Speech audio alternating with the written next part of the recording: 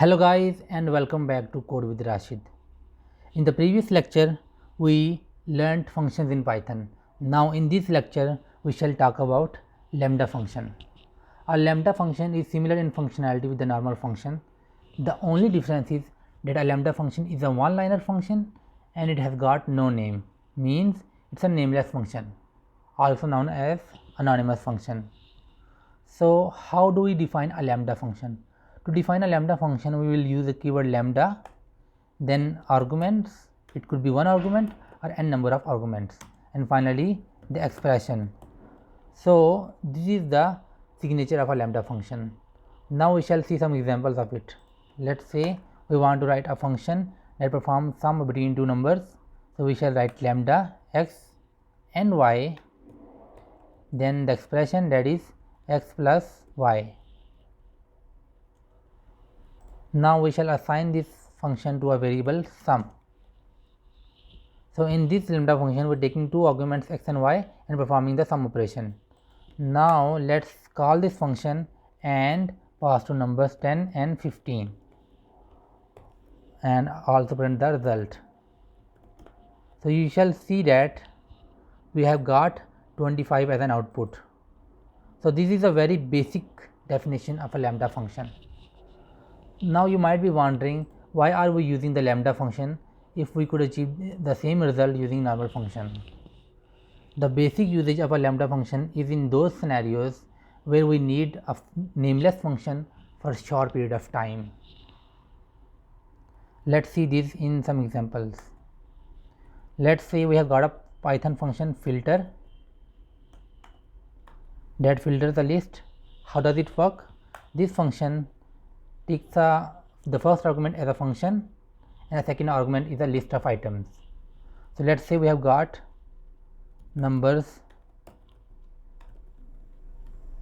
list, okay, that is 1 2 3 4 5 and 6, and we want to separate out even odd numbers or even number. Let's say we want to separate out even numbers. So how will we achieve this? Using filter function. For that we will write filter. The first argument of the filter function is a function. So here we will write lambda function, lambda x, and x %2 is equal to 0. So this is the argument and this is the expression. So this is the first argument of filter function. Now we shall write the second argument, that is a list.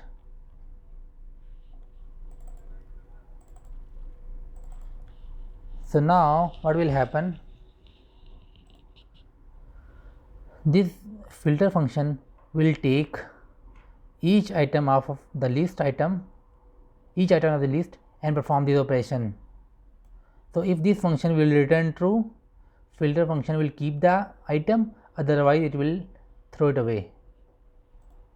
So the filter function is a lazy function, so let's convert into a list, okay, and assign it to a variable. We call it even list is equal to filter.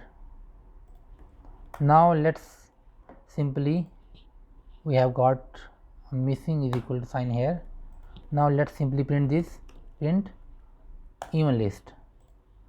After running the program, you shall see that we have got the even numbers list. So what's happening?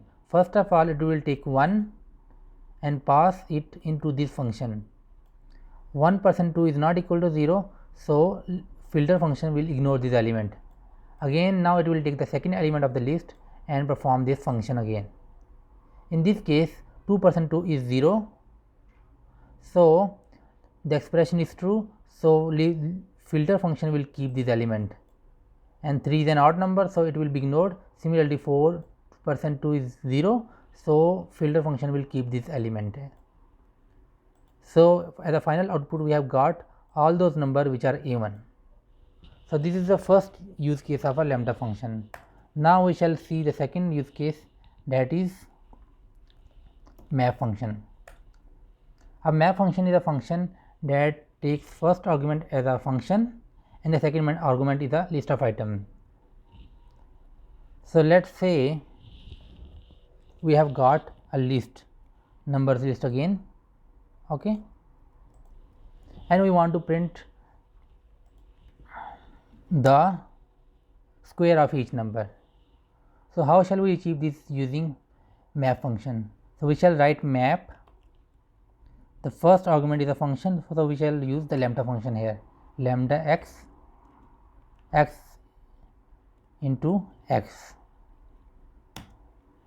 and finally the second argument is the list of items. Here we will simply pass this list. This map function is also a Lazio function, so we shall convert into a list function again and assign it to a variable square numbers list is okay. Now we shall simply print this.